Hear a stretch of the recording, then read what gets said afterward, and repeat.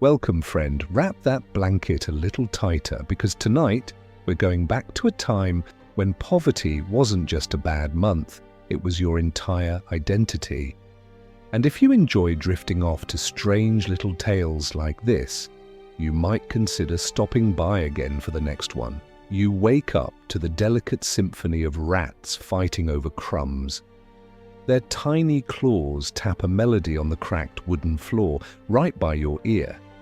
That's because your bed, for we can call it that, is nothing more than a rotting sack stuffed with straw spread out on the floor of a damp alley in a nameless English town. It's the 1530s. You, dear friend, are a beggar. Your blanket? A patchwork of discarded rags that smells like defeat and old beer. It does very little to keep out the morning chill. The air is heavy with the scent of smoke, sewage and stale fish from the market down the road. You take a breath and instantly regret it. It's like inhaling a wet boot that's been left to ferment in a puddle of regret. You try to stretch, but your back protests. Sleeping on cold stone has turned your spine into something resembling a bent fence post. Your legs ache from yesterday's wandering and your stomach growls, a sound you're all too familiar with. Hunger is your closest companion these days, loyal, ever-present, and as comforting as a kick in the teeth. You sit up and brush the straw from your tattered tunic, a garment that might have once been brown, but now wears the color of mud and hopelessness. It's full of holes, each one a little window through which the breeze politely reminds you of your misfortune. Beneath it, your skin itches from weeks without washing. Not that there's any point. Even if you managed a bath, it would last about as long as a nobleman's promise. There's no such thing as privacy. Around you, the alley is dotted with others like you, the cast-offs, the forgotten, the unlucky. Old women mumble prayers to saints who aren't listening. Children with hollow eyes pick at lice and dream of scraps. One man coughs so hard you half expect his lungs to give up and leap out of his mouth just to escape the misery. The first task of the day is simple: survive, and that begins with finding food. You shuffle to your feet, your shoes long gone, your toes wrapped in strips of cloth that offer no protection from the cold or the filth of the street. Each step is a reminder that the cobblestones are unforgiving, and so is life. You head toward the marketplace, the heart of the town's daily chaos. It's where people shout, haggle, and occasionally remember that charity is a virtue. The air grows thicker with smells both delicious and disgusting. Fresh bread you won't taste, rotting fruit you might steal, and the sharp tang of chamber pots being emptied into the gutter. You keep to the edge of the crowd, avoiding the watchful eyes of merchants who have no patience for the likes of you. You find your spot by the church door. Prime begging territory, if you can get it before the others. The stones are cold beneath you as you settle down, extend a hand, and mumble the familiar refrain. Alms for the poor, God bless you, sir. Your voice is weak from hunger, but you've learned that pity doesn't require volume, just the right mix of misery and humility. A woman passes by, her skirts brushing your outstretched fingers. She doesn't look at you. Few do. You are part of the scenery like the mud and the stray dogs. A merchant drops a crust of bread from his overloaded basket, and he didn't bother to pick it up. But for you, it's a treasure. You snatch it up before a dog does and bite into it. It's as hard as a brick and tastes faintly of mold, but it fills the void in your belly just enough to keep you standing upright. Sort of. The day drags on in slow misery. The sun, weak and pale, does little to warm you. A fine drizzle begins, soaking your ragged clothes and turning the street into a muddy soup of filth and horse droppings. Your feet squelch with every step as you shuffle from one corner to another, dodging the angry glances of shopkeepers who'd rather not have your kind lowering the tone of their establishments. Midday brings a brief glimmer of hope. A nobleman's procession clatters through the square, all silk and snorting horses.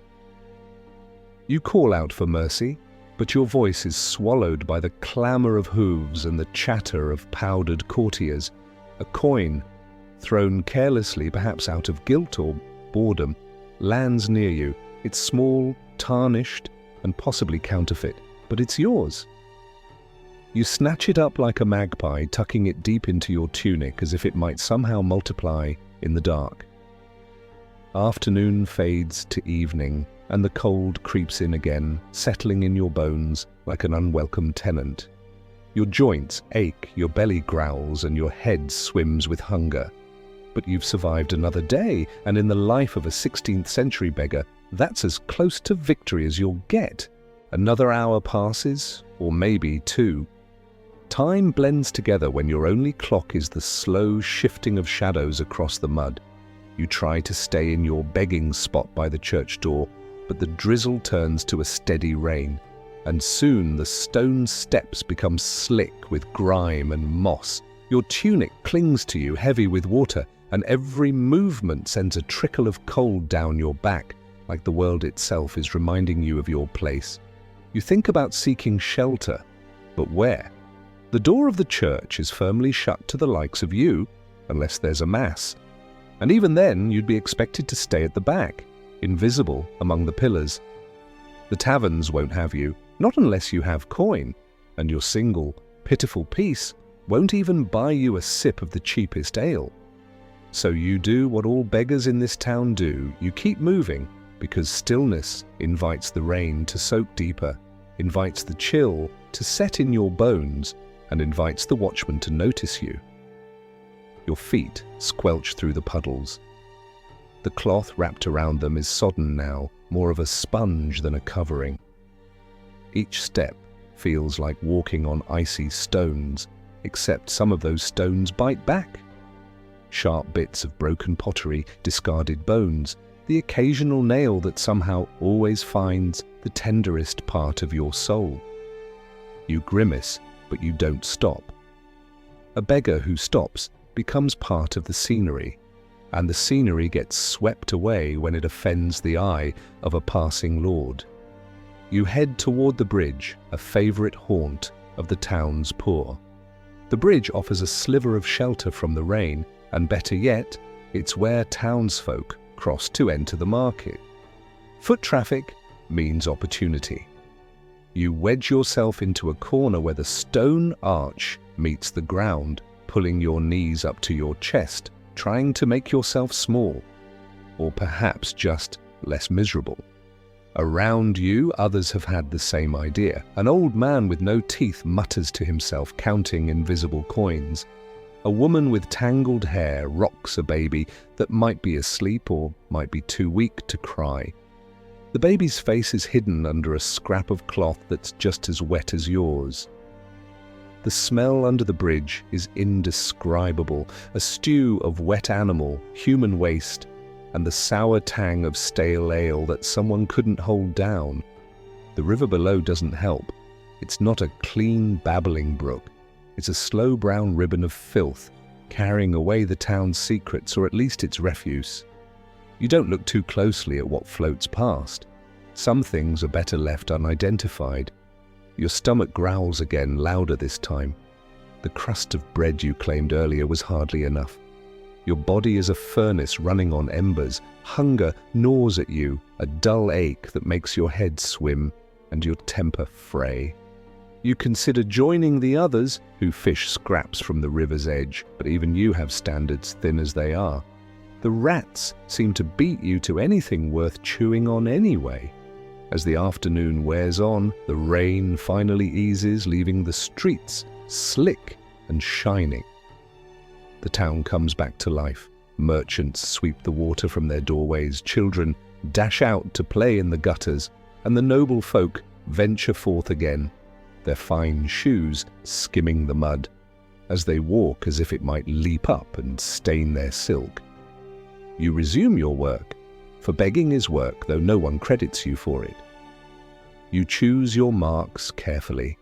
A woman with a kind face, a man in a well-cut coat who might feel charitable, a priest who might remember that mercy is supposed to be part of his trade. Sometimes you're rewarded, a coin here, a scrap of cheese there. More often, you're ignored, or worse, scolded. One man spits near your feet and calls you lazy, as if laziness could explain the ragged state of you, the hollow cheeks, the shivering limbs. You want to tell him that no one chooses this life, but you don't waste your breath. Words don't fill a belly. Evening creeps in, bringing with it a bitter wind that cuts through your wet clothes like knives. The sun sinks behind the crooked roofs, and the world turns grey and then black. Candles flicker in windows, warm little promises of comfort that you'll never claim. The town's better folk retreat inside, bolting their doors against the night, the streets empty, save for beggars like you, and the watchman who'd rather you vanished. You know you need to find a place to sleep, somewhere out of the wind, somewhere the rats haven't claimed, somewhere you won't be kicked awake by a watchman's boot. You make your way back toward the alley where you started, drawn to its familiarity, grim as it is. The straw in your corner is damp, but less so than the street, and you settle onto it, curling tight, trying to make yourself small enough to escape the cold. Sleep comes fitfully. The stone beneath you leeches what little warmth you have. Your stomach growls one last time before surrendering to exhaustion. And as your eyes close, you wonder, as you do every night, whether morning will come, and whether, if it does, you'll wake up to greet it. Dim the lights a little more if you can. The night has only just begun, and so has your struggle. Let's pick up where we left off. You wake before dawn, not because you're well rested, you never are, but because the cold has seeped so deep into your bones that sleep is impossible. Your breath fogs the air in front of your face, a thin mist that vanishes almost as soon as it forms. You pull your tattered rags tighter around you, but it's like trying to fend off a storm with a spider web. The chill is inside you now, a permanent tenant. The alley is silent, but for the soft drip of last night's rain trickling from eaves and broken gutters, the town still slumbers.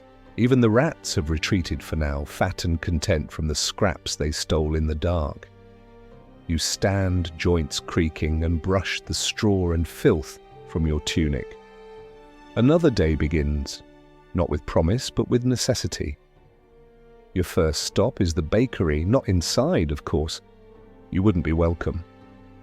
But you know where they dump the burned crusts, the scraps too charred or too stale for paying customers.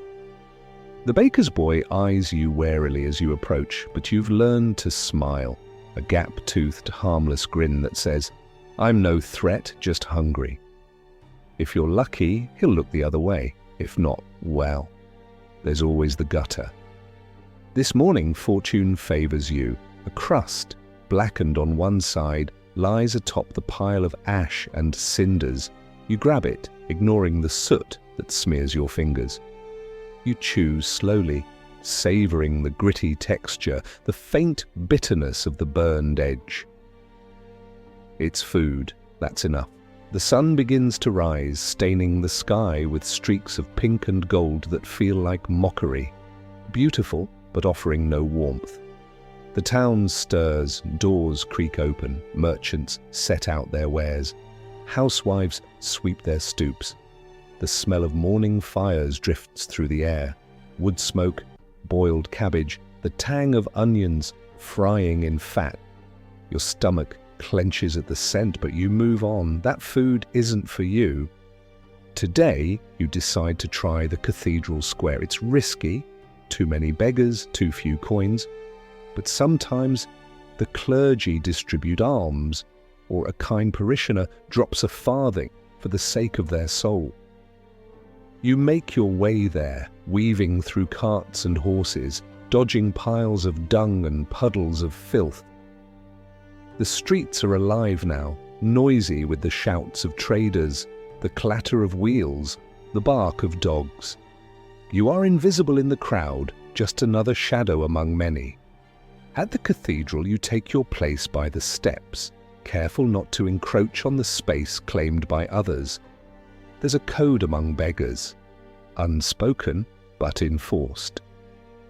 You nod to the old woman who guards the doorway with her milky eyes, to the boy with the withered leg who taps his crutch on the stone for attention. You don't speak. Words cost energy, and you need all you have. The church bells toll a deep, resonant sound that vibrates in your chest. The faithful file inside, robes brushing past you, eyes fixed ahead, ignoring the line of misery at their feet. A few drop coins into outstretched hands. A few more mutter blessings. Most pass by as if you aren't there. You murmur thanks for every coin, every crumb, every glance of pity. Pride is a luxury you can't afford. As the service begins, the square empties. You rise, knees stiff, and shuffle to the edge of the market. It's warmer here, crowded with bodies and noisy with barter. You scan the stalls for dropped scraps, for baskets set too close to the edge. Once you were quicker, sharper. Once you might have snatched a turnip, a bruised apple, and vanished into the throng. But age, hunger, and the watchful eyes of merchants have dulled your reflexes. A commotion draws your attention. A fight between two traders over the price of salted fish. Voices rise, a shove, a stall collapses. You slip closer, hoping the chaos yields opportunity. And it does. A small fish, no bigger than your hand, flops in the mud at your feet. Without hesitation, you grab it, wrap it in your tunic, and retreat before anyone notices. Victory. Small, slimy, but precious. You find a quiet corner behind a tanner's workshop, where the stench of hides and urine asks all other smells. There, crouched among discarded scraps of leather, you eat the fish raw. The flesh is tough, the taste briny and metallic, but it fills your belly. For now, the afternoon drags on. The market quiets as traders pack up, their voices hoarse from haggling. The town settles into its evening rhythm. Candles flicker in windows. The last of the bread sellers call their wares, prices dropping with the setting sun. You scavenge what you can, but there's little left for the likes of you. As night falls, the cold returns, sharper than before. The wind cuts through the narrow lanes, carrying with it the promise of frost. You seek shelter. A doorway, a stairwell, any place where the stones offer a little protection. You curl up, rags pulled tight, and listen to the town's sleep. The creak of shutters, the distant cry of a babe, the mutter of drunkards making their way home. And as you drift toward restless sleep, one thought lingers. Tomorrow will be no better, but you'll greet it all the same, because that's what survival means. You wake before dawn, the cold your only companion. The stone beneath you is harder than memory, and the ragged cloth you call a blanket might as well be a net for catching the frost.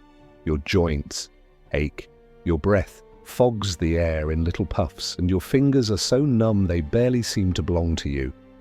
You sit up, pulling your knees to your chest, trying to make yourself small, as if you could somehow hide from the chill that lives in your bones now. The alley around you is still cloaked in shadow. Somewhere nearby a dog barks, sharp and lonely. A rat scurries past, bold enough to brush your foot before disappearing into the dark. You hear the soft muttering of old Nan, the crone who sleeps a few yards down, still talking to ghosts only she can see. The town hasn't woken yet. For a moment, there's peace in that.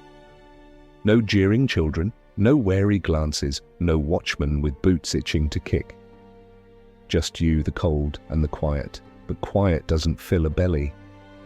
You push yourself to your feet, legs stiff, feet wrapped in rags so wet they slap the stones with each step. You know your first stop, the butcher's refuse pile. The cats will be there already, their eyes glinting in the faint light, their bodies faster than your frozen hands. Still you try. This morning fortune gives you a prize, a scrap of bone with a sliver of meat clinging to it. You gnaw at it like a dog, the salt and grease waking your tongue, reminding you how empty you really are. The sky lightens to a dull pewter as the town stirs. Doors creak open, smoke rises from chimneys. The day begins for those who have one. You make your way to the market square, dodging carts, keeping to the edges like a shadow that no one wants to see.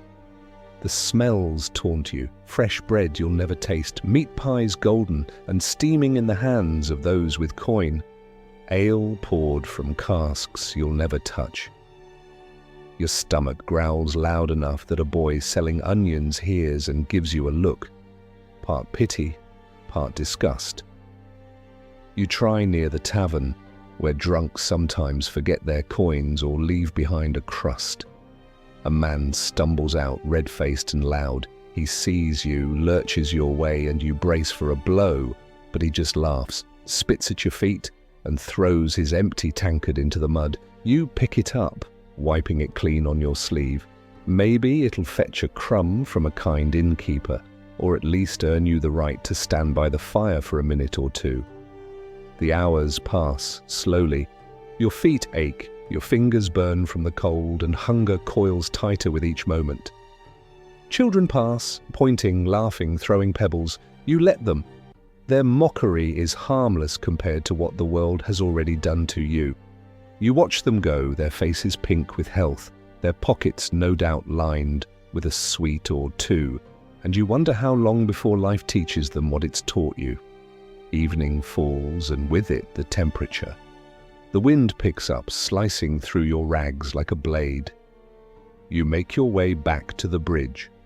Not for shelter exactly, but for the company of those who know your pain. Beneath the arch, bodies huddle together, trading warmth for dignity. Someone passes a flask and you take a sip. The liquid burns your throat, makes your eyes water, but for a moment it chases the cold from your belly. You lie down on the stone, pulling your rags around you, and close your eyes. Sleep comes in fits, broken by the chill, by dreams of food that vanish when you reach for them, by the soft sounds of rats and men alike trying to survive the night. And when you open your eyes to the blackness, you wonder, not for the first time, whether tomorrow is something to hope for, or simply another day to endure. You wake before dawn, your body stiff from another night on the cold stone. The rags wrapped around you are damp with your own breath and the night's frost. You peel yourself from the doorway you claimed as shelter, each movement a reminder of how cruelly the chill seeps into bones. Your fingers barely respond as you rub them together for warmth. The stones beneath your feet feel as if they might freeze you solid if you stay still a moment longer. The town is still asleep, its windows dark, its streets silent, but for the occasional clatter of a rat overturning a scrap bin or the soft gurgle of water trickling through the gutter. You move slowly, each step accompanied by the squelch of sodden rags that serve as your shoes.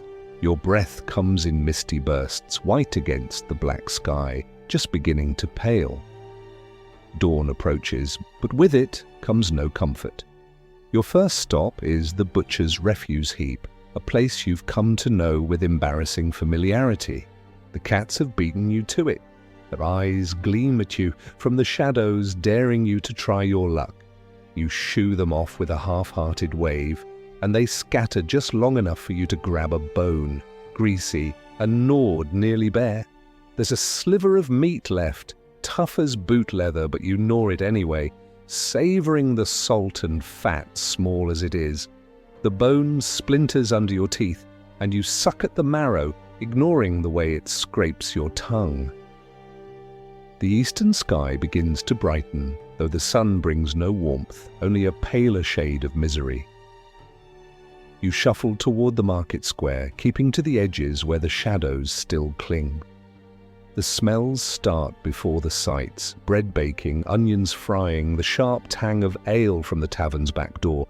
They stir your stomach into angry complaint. You clutch it, as if that might quiet it, but it only growls louder. By the time the market opens, your face is numb, your fingers swollen and red. Merchants shout their prices, apprentices dart to and fro, and townsfolk haggle, complain, laugh. You are invisible among them unless you dare to step too near a stall. Then you are seen and scolded, shoved away, reminded with harsh words or sharper hands that you do not belong here. Still you hover at the fringes, watching, waiting. A crust might fall, a coin might drop, a scrap might be tossed, if you look just pitiful enough. A man, red-faced and reeking of last night's ale, staggers from the tavern, his boots splashing through the muck. He catches sight of you, and for a heartbeat you fear violence, but he only sneers, spits at your feet and throws his empty tankard into the street. You stoop to retrieve it, wiping it on your sleeve, tucking it into your rags. Maybe it will earn you a mouthful of broth if the innkeeper's feeling generous. Maybe it will just be another worthless thing you carry, like hope. The hours crawl by, the sun climbs, but the air remains cold, the ground slick with frost where the shadows linger. Your legs ache from standing, your back protests with every movement. Children pass, their cheeks pink with health, their hands full of apples, sweetmeats, bread. They laugh at you, call you names, toss pebbles as they run past. You do not chase them. What would be the point? Let them have their moment. Life will teach them soon enough. You try your luck by the church. Sometimes the clergy remember charity. Sometimes a worshipper will press a coin into your hand, murmuring blessings. But today, the doors remain shut, and no one meets your gaze. You whisper a prayer anyway, though you don't expect an answer. The saints have better things to do than listen to the likes of you. As the day wanes, hunger gnaws at you with sharper teeth than any dog. You find a discarded cabbage leaf in the gutter, half rotted, slimy with mud. You rinse it in a puddle, knowing full well the puddle is filth, but telling yourself it's cleaner this way. You chew it slowly, trying to imagine it's something better. The flavor is as bitter as your thoughts. Evening comes, the light fading from the sky, and with it what little warmth the day offered. You make your way to the bridge, where others like you gather. Beneath its arch, bodies huddle together, seeking warmth in numbers. The stink is fierce, it of unwashed flesh, damp wool, sickness, but you welcome it. The press of bodies is better than the cold. Someone passes a flask. You take a sip. The liquid burning its way down your throat, bringing a brief flush of heat that fades almost as quickly as it came. You close your eyes, resting your head against the stone, listening to the night. The river below gurgles, carrying away the filth of the town. A dog howls somewhere in the dark. A baby cries, thin and hopeless. Sleep comes in snatches. When it does, it brings dreams of food, rich stews, soft bread, roasted meat. You reach for them and wake with empty hands, the taste of ash on your tongue. The cold is relentless. It creeps into every crack, every fold of cloth, every corner of your soul. You pull your rags tighter, knowing it's useless, knowing the cold will win, as it always does. And as the night stretches on, you wonder whether tomorrow will be any different, whether you will wake at all, and whether that would be a mercy. The night deepens, and with it comes a stillness that's almost worse than the noise of the day. The cold presses closer, as if the darkness itself has weight. You shift, trying to find a position where the stone doesn't bite into your back or your hip, but the stone wins every time. Your breath rattles in your chest. Every inhale tastes of smoke, filth, and damp wool. The man beside you snores. A ragged, wet sound that makes you inch away as far as the cramped space allows. You stare at the underside of the bridge, tracing cracks and moss stains with your eyes, anything to keep your mind from the hunger gnawing at your belly. A drop of water falls from the stones above, splashing cold on your cheek. You wipe it away with fingers that barely feel the motion. Somewhere beyond the bridge, a watchman's bell rings out the hour. You count them. 1, 2, 3, and feel the weight of each as it passes, as if time itself mocks you with its indifference. Sleep, when it comes again, is shallow, broken. You dream of bread so soft it melts on your tongue, of meat so rich it drips down your chin. You wake to the taste of your own tongue, dry and bitter, and the realization that your stomach is still empty, and the night isn't over. Morning, when it finally arrives, is grey and wet. The rain starts before the sky lightens, a fine misting drizzle that soaks everything it touches. It clings to your rags, your hair, your skin, until you feel less like a man and more like a sponge left out in the gutter. You rise, joints aching, and stretch your arms, trying to force life back into limbs that feel half dead. The others stir around you. Groans, coughs, muttered curses at the weather, at fate, at nothing in particular. You set off because staying means freezing in place. The butcher's refuse heap is bare this morning, picked clean by the cats and rats before you arrived. You move on past the bakery, where the smell of bread makes your head spin. A boy sweeps crumbs from the step. You watch him, heart hammering, and when he turns his back, you dart forward and snatch a crust from the pile. He sees you, shouts, but you're already gone, the stolen morsel crammed into your mouth before he can give chase. It's stale, hard enough to hurt your teeth, but you chew it anyway, swallowing it down with the rainwater that drips from your nose and lashes. The market opens slowly, as if the traders resent the weather as much as you do. Their goods look poorer today, wilted greens, bruised apples, meat that's seen too much sun, but still beyond your reach. You hover at the edges, watching for a dropped coin, a fallen turnip. Anything. A fish slips from a boy's grasp, splashing into a puddle at your feet. He curses and lunges, but you're faster this time. The fish is small, its scales dull, but it's yours. The boy's father raises a hand to strike you, but you're already running.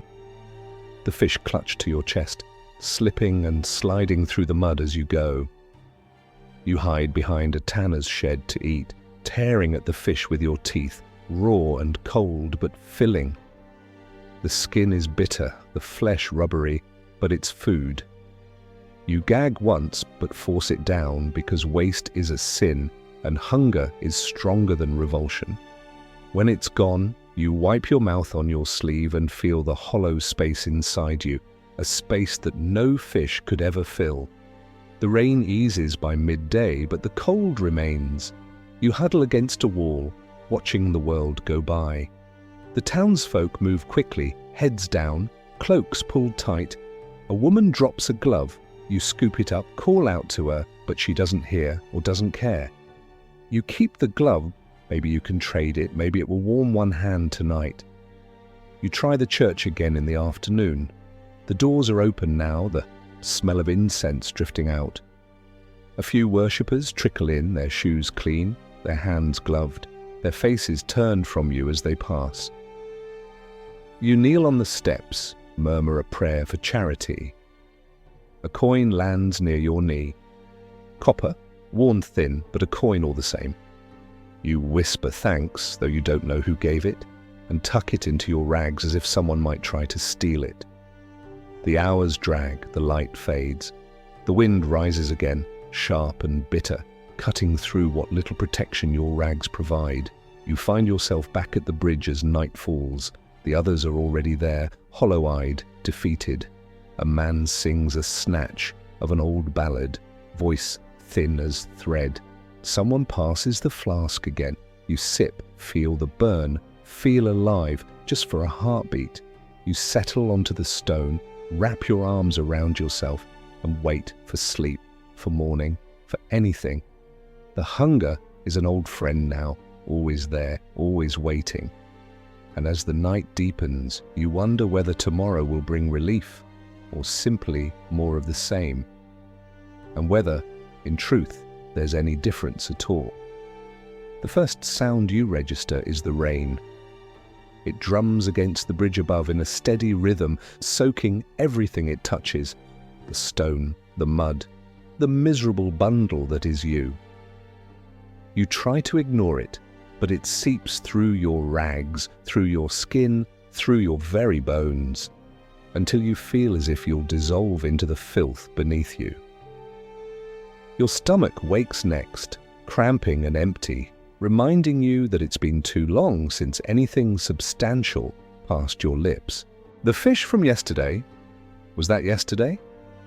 Is a fading memory, its thin nourishment burned away by cold and hunger. You shift, and every muscle protests. Your back aches, your legs are numb, and your feet throb from cold and damp. The stone beneath you is as unyielding as ever. You rise slowly, pulling yourself upright with stiff, shaking hands. The sky is the color of old pewter, and the rain shows no sign of stopping. The others under the bridge stir as well, a chorus of coughs, groans and muttered curses. Someone spits into the mud, no one speaks more than necessary. Words cost energy you can't spare. You leave the shelter of the bridge, drawn by the need for food, for warmth, for anything that might dull the sharp edge of this life. The streets are mostly empty, and the rain keeps the townsfolk indoors. But here and there you see them, a merchant's apprentice hauling sacks of grain, a washerwoman rushing through the downpour, skirts hiked up to avoid the filth of the street. You keep to the edges as always, invisible unless you step too near. Your feet carry you to the baker's, drawn by the smell of bread, even though you know it's a cruelty. The boy who sweeps the doorstep eyes you with suspicion, as if he expects you to snatch a loaf and run. You wouldn't dare, not here, not now, but you watch, waiting, hoping. A dog trots past, trailing mud, and the boy kicks at it, scattering crumbs from the step. The dog snatches one, but you manage to grab another, shoving it into your mouth so fast you barely taste it. You move on because standing still invites notice, and notice invites trouble. The market is quieter than usual, the stalls covered with oiled cloth to keep the goods dry. Few buyers brave the rain, but you linger on the fringes anyway. A man selling turnips and onions tosses aside a bruised vegetable. You wait until his back is turned and snatch it up. The onion is soft in spots, but you peel away the worst and bite into it, wincing at the sharpness, but grateful for the burn. It fills your mouth with heat, makes your eyes water, but it's something. It's food. The rain runs down your face, mingling with tears you pretend are from the onion. You wipe your sleeve across your eyes and keep going. By midday, the town seems to have given up on the day entirely. Shutters are closed, doors barred against the cold and wet. The streets are emptier than ever, the silence broken only by the rain and the occasional splash of a cart's wheels through the muck. You find a spot beneath an overhang and crouch there, trying to stay dry or at least less soaked. Your hands are too numb to feel, your feet little more than blocks of pain at the ends of your legs. You watch as a group of children dash past, shrieking with laughter, splashing through puddles as if the rain is a game. Their cloaks are bright, their cheeks rosy. You remember being that young, that thoughtless. You wonder when the world taught them the truth, or when it will. The afternoon drags on, grey and endless. The rain finally eases to a drizzle, but the cold remains. You try the church steps again, hoping for charity. A priest emerges, sees you, and for a moment you think he'll speak, offer something, a coin, a crust, a blessing, but he only pulls his robe tighter and hurries past, his head down. You whisper a prayer anyway. You don't expect an answer. You just don't know what else to do. As evening approaches, you consider your options. The bridge offers shelter of a sort, but no warmth. The tavern might let you stand near the fire for a moment if you're lucky. You decide to try your luck. The innkeeper frowns when he sees you, but you hold up the tankard you scavenged the day before, offering it back as if that might earn you a scrap of kindness. He snatches it from your hand, mutters something about thieves, but after a moment's pause, he jerks his head toward the hearth. You shuffle over, grateful for even a moment's heat. The fire burns your skin as it thaws your frozen fingers. You hold your hands out, trembling, feeling the blood return in painful prickles. The warmth doesn't last. The innkeeper's wife spots you and shouts, and you're shoved out into the night once more. But for that brief moment, you remember what it's like not to shiver. You return to the bridge as darkness falls. The others are there already, faces gaunt, eyes hollow, bodies huddled together for what little warmth they can share. Someone has found a rag that once was a blanket. They spread it across their shoulders and invite you to join. You do, pressing close, trading dignity for survival, as always. Sleep is slow to come, the stone is as hard as ever, the cold as deep, but your body, exhausted beyond caring, eventually succumbs. Your dreams are a jumble, food, warmth, faces you barely remember. And when the rain starts again, sometime in the deep hours of the night, it wakes you, only briefly. You pull your rags tighter, close your eyes, and hope the dawn will be kinder. Dawn comes reluctantly, as if even the sun pities the town this morning. The sky is a dull smear of grey, and the air hangs heavy, thick with dampness. You're awake before the first rooster crows, though you can't say you truly slept. The stone beneath you gave no comfort, the cold no mercy. You spent the night drifting between uneasy dozing and staring into the darkness, listening to the soft chorus of coughs, snores, and the occasional cry from beneath the bridge. You sit up, bones aching, muscles stiff, your rags clinging to you like a second, sodden skin. The others stir around you, muttering to themselves or each other, faces hollow with hunger and weariness. You don't speak. Words are wasted this early, and besides, there's no good news to share. You leave the bridge, feet dragging, rags squelching against your legs. The mud sucks at your steps as if trying to pull you down. The town is quiet still, save for a few early risers, a milkmaid, a baker's boy, a watchman stamping his feet against the cold. You pass them like a ghost. No one meets your gaze. No one ever does. You head for the butcher's first, out of habit more than hope. The refuse heap yields nothing this morning. The cats have done their work, and the dogs too, judging by the scatter of bones picked clean. Your stomach tightens in disappointment, but it's no surprise. Hunger is your shadow now, always there, always waiting. The market square is beginning to wake, slow and sullen. Merchants lift the canvas covers from their carts, revealing bruised apples, wilted greens, fish with cloudy eyes. The rain has left everything smelling of rot and mildew. You keep to the edges, watching, waiting, hoping for a dropped crust, a forgotten scrap. A woman, dressed finer than most, passes by. She clutches a basket of bread and cheese, and for a heartbeat you consider begging directly.